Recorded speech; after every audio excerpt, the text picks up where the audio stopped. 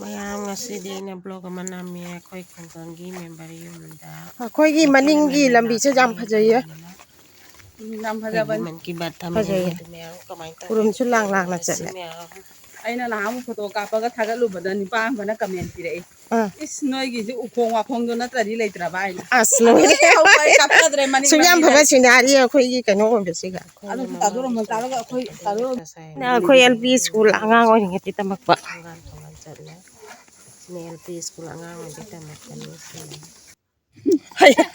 ꯏꯅꯝꯃꯁꯨ ꯑꯁ ꯂꯣꯏꯔꯦ ꯁꯦ ꯆꯜ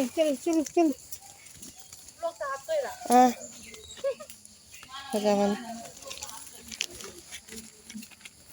ꯐꯖꯕꯤꯁꯦ ꯃꯤꯅꯦ ꯂꯧꯔꯖꯣ ꯍꯧꯖꯤꯛ ꯇꯣꯛꯁꯦꯕꯥꯏ ꯂꯣꯀꯦꯜ ꯑꯦꯝ ꯑꯦꯜ ꯑꯦ ꯂꯥꯛꯑꯦ ꯑꯗꯨꯒꯤ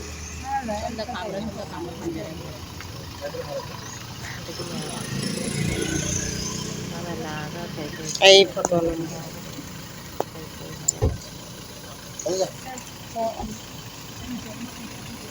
ꯍꯥꯏ 가리를 보나 뭐 가리로 내가 3만 원.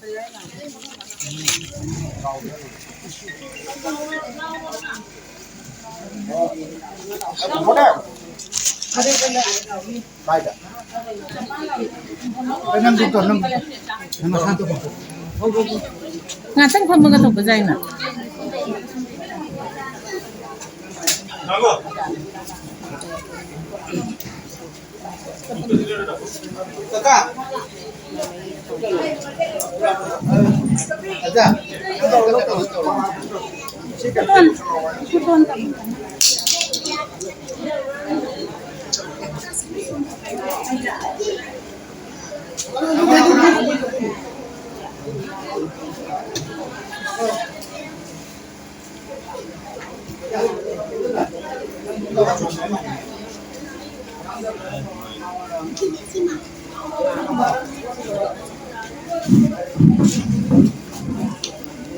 Jadi kan anak dia.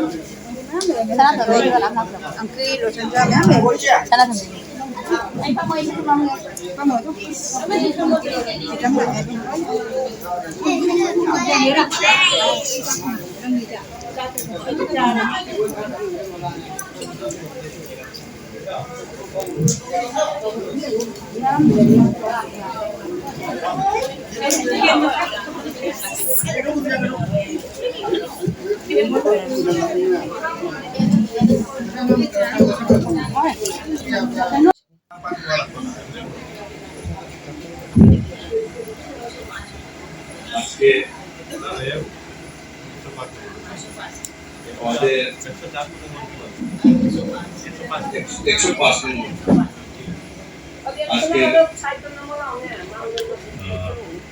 আমাদের কোলাপুর জিপির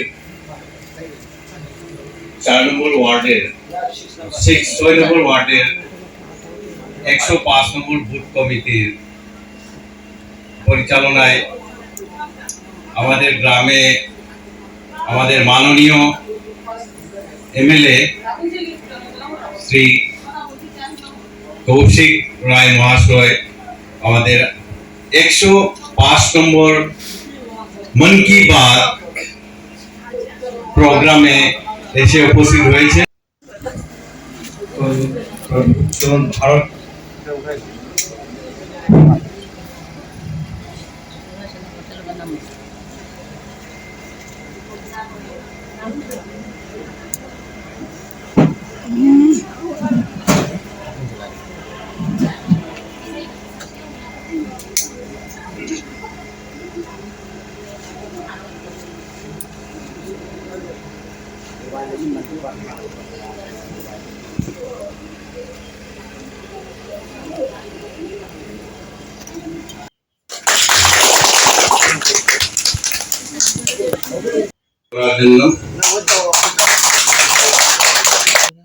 সিটিজেন হিসাবে আমার পুরা ব্রজগোপাল সিংহকে বরণ করার জন্য রবীন্দ্রনাথ দেবীকে অনুরোধ করছি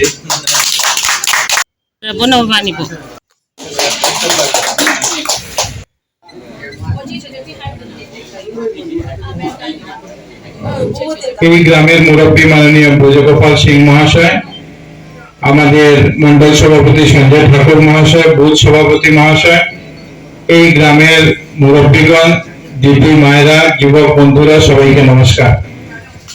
আজকে আমরা এখানে উপস্থিত হয়েছি প্রধানমন্ত্রীর মাননীয় শ্রী নরেন্দ্র মোদীজির মন কি বাত অনুষ্ঠান শোনার জন্য। আমি নিজেও মন্ডল সভাপতিকে আমি বলেছিলাম যে আমি এবার এই গ্রামে এসে আপনাদের সবাই সঙ্গে বসে মন কি বাত যে অনুষ্ঠান, সেই অনুষ্ঠানে উপস্থিত থাকবো। আমরা সবাই একসঙ্গে 11টা থেকে 11:30 পর্যন্ত মাননীয় প্রধানমন্ত্রীজির যে দেশবাসীর উদ্দেশ্যে ওনার যে বার্তা, সেই বার্তাটা আমরা সবাই নেব। আগামী দিনে 2024 সালে মোদীজি যাতে তৃতীয়বারের জন্য দেশের প্রধানমন্ত্রী হতে পারেন, সেটার জন্য আমরা সবাই আশীর্বাদ প্রদান করব। এবং পাশাপাশি আপনাদের এই গ্রামের যে সমস্যা, সেই সমস্যা নিয়ে আলোচনা করব। আমাদের দেব শর্মা মিশ্র মহাশয় 2-4টি বিষয় আপনাদের সম্মুখে তুলে ধরেছে। আর যে আগে যে সেন্টারে পুলিং বুথ, যে স্কুলে পুলিং বুথ ছিল, সেই স্কুলটা অন্য স্কুলে অ্যামালগামেশন হয়েছে। সরকারি নিয়ম মতে সেই স্কুলটা যে অ্যামালগামেশন হয়ে যায়, সেই অ্যামালগামেশন হওয়ার পরে যে স্কুলে যাবে সেখানে পুলিং বুথ হয়, যে যদি সেই গ্রামে কোনো স্কুল না থাকে। আমরা চেষ্টা আগে অনেক জায়গায় আঙ্গনবাড়ি কেন্দ্রে সেগুলি হতো, কিন্তু এখন আঙ্গনবাড়ি কেন্দ্র অনেক জায়গাতে বন্ধ করে দিয়েছেন। কিন্তু আমি চেষ্টা করব যাতে সেই জায়গাতে করা যায়, যাতে আপনাদের এলাকার মানুষের সুবিধা হয়। পাশাপাশি যে জায়গাতে আগে স্কুল ছিল, সেই জায়গাতে আমরা আমি 25 লক্ষ টাকা দেব, সেখানে একটা মডেল আঙ্গনবাড়ি কেন্দ্র তৈরি করার জন্য। এটার জন্য আমরা মডেল আঙ্গনবাড়ি, একটা মডেল আঙ্গনবাড়ি তৈরি করার জন্য সরকার 25 লক্ষ টাকা করে দিচ্ছে, এবং সেটার মাধ্যমে একটা আঙ্গনবাড়ি আমরা তৈরি করে দেব সেখানে, যাতে এই এলাকার ছেলেমেয়েরা সেখানে গিয়ে তাদের যে প্রারম্ভিক শিক্ষা, আঙ্গনবাড়ির যে কাজ, আঙ্গনবাড়ি কেন্দ্র থেকে যে শিক্ষা, সেই শিক্ষাটা যাতে সেখান থেকে গ্রহণ করতে পারে। নদীর পাড়ের পিছন দিকে যে পুরনো রাস্তা, সেই পুরনো রাস্তাটা আমি একবার ইঞ্জিনিয়ার পাঠিয়ে সেটা আমি দেখিয়ে নেব কি অবস্থা আছে। কিন্তু নতুন যে পুলের কথা আপনারা বলছেন, কারণ দুটো রাস্তা হওয়ার পরে আপনাদের আগে ফেরি দিয়ে আসতে হতো, নৌকা দিয়ে আসতে হতো, এখন নেহরু কলেজ দিয়ে একটা রাস্তা আছে, একটা চিরিপুল দিয়ে যে রাস্তাটা খারাপ ছিল, সেটা রাস্তাটাও কাজ আমি করাচ্ছি, কিছু কাজ চলছে, আমি আজকে আসার সময় দেখেও এসেছি। তো সেই জন্য নতুন ভাবে আরেকটা পুল তৈরি করা, সেটা কতটুকু সম্ভব হবে সেটা আমি দেখবো, কিন্তু আমি সেটা নিয়ে কোনো কমিটমেন্ট আপনাদেরকে আজকে দিচ্ছি না।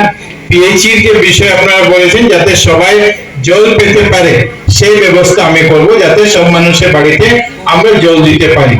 আমরা দুটা এখানে আপনাদের মণিপুরি সমাজের বিভিন্ন কাজকর্ম করা যেগুলি হয়, সেগুলি মণিপুরি মণ্ডপে অনুষ্ঠিত হয়ে থাকে।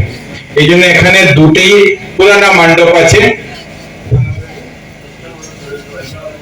একটা আমাদের সুরেন্দ্র শর্মা মহাশয়ের বাড়িতে আছে, এবং একটা আমাদের ক্ষীরগোপাল মিশ্রদা ওনার বাড়িতে আছে। তো আমরা সুরেন্দ্র শর্মার বাড়িতে গিয়েছিলাম, উনি প্রাক্তন শিক্ষক ছিলেন, আমাদের দলের কার্যকর্তা ছিলেন, ওনার প্রতি শ্রদ্ধা নিবেদন করার জন্য ওনার বাড়িতে গিয়েছিলাম। আমি পর্যায়ক্রমে, একবারে দুটা সম্ভব হবে না, দুবারে দুটা আমি করে দেব। এবছর আমি 10 লাখ টাকা দেব। এই 10 লাখ টাকা দিয়ে আমরা সুরেন্দ্র শর্মার বাড়ি যে মণ্ডপ আছে সেটার কাজ আমরা শুরু করব, আর 2024-এর শেষে আরেকটা যে মণ্ডপ আছে সেই মণ্ডপটা আমরা নির্মাণ করে দেব। এই জন্য একসঙ্গে হবে না, দুবারে আমরা দুটা করব।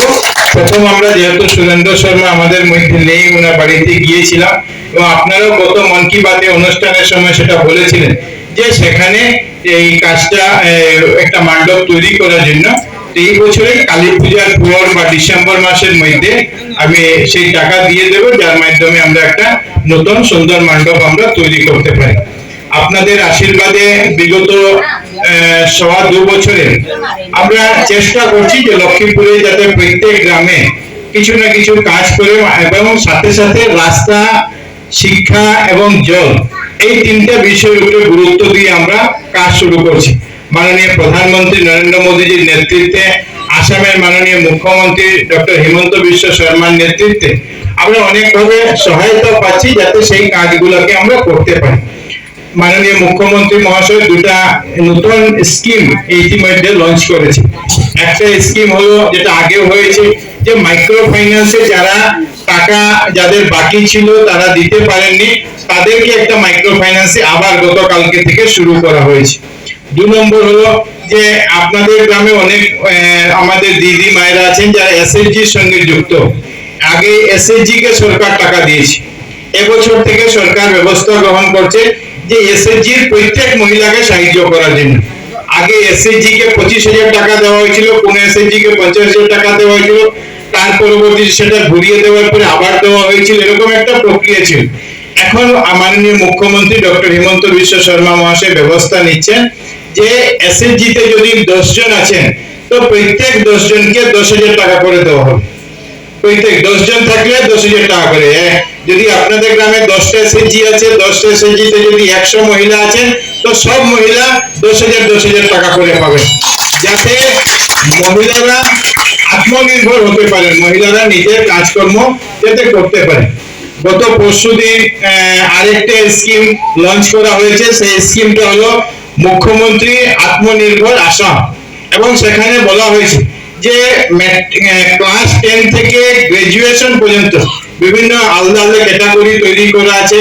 28 বছর থেকে 43 বছরের যুবক যারা আছেন, যুবতী যারা আছেন, তাদেরকে সরকার 1 লক্ষ টাকা থেকে 5 লক্ষ টাকা দেবে, যাতে এর মধ্যে 50% সাবসিডি থাকবে, যেটা আস্তে আস্তে সেটা ঘোরাতে হবে।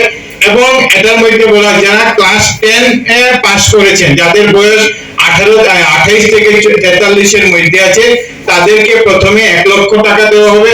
তারা যদি সেই কাজকর্ম ভালোভাবে করতে পারেন তাদেরকে আরো 1 লক্ষ টাকা দেওয়া হবে, 2 লক্ষ টাকা দেওয়া হবে। এবং এই 2 লক্ষ টাকার মধ্যে 1 লক্ষ রিটার্ন করতে হবে, 1 লক্ষ রিটার্ন করতে হবে না। এই 1 লক্ষ যেটা রিটার্ন করতে হবে, এটাও অনেক সময় এটার জন্য আছে। এই জন্য এই স্কিমগুলি যাতে আমাদের এলাকার যুবকরা, আমাদের এলাকার যুবতীরা, আমাদের এসএইচজির মায়েরা যারা আছেন, দিদিরা যারা আছেন, আপনারা সবাই যাতে এই সুবিধা নিতে পারেন, আপনাদের সবার কাছে আমার অনুরোধ করছি। 2014 সাল থেকে মাননীয় প্রধানমন্ত্রী নরেন্দ্র মোদীজির নেতৃত্বে এই দেশ এগিয়ে যাচ্ছে, এবং আপনারাও নিজে উপলব্ধি করতে পারছেন এই সরকার কাজ করছে, এই সরকার মানুষের উন্নয়নের জন্য কাজকর্ম শুরু করেছে। এই জন্য আগামী বছর 2024 সালে সমস্ত ভারতবর্ষের মানুষ চান যে নরেন্দ্র মোদীজিকে দেশের প্রধানমন্ত্রী হিসাবে যাতে আবার প্রতিষ্ঠিত করা যায়। এই জন্য আপনাদের সবাইকে অনুরোধ করব যে আমরা মোদীজির মন কি বাতের কথা শুনবো, এবং এরপরে আমরা যে কথাগুলি আপনাদেরকে বলেছি প্রত্যেকটা কাজ আমি আপনাদের সঙ্গে মিলিয়ে কাজগুলো সম্পূর্ণ করব। সবাইকে নমস্কার, ভারত মাতা কি জয়। इन दिनों सबसे ज्यादा पत्र संदेश जो मुझे मिले हैं, 3 महापीस माई गांव पोर्टल पर हो रहे इस कंपटीशन में अब तक 15 लाख से ज्यादा लोग जो चंद्रयान 3 का लैंडर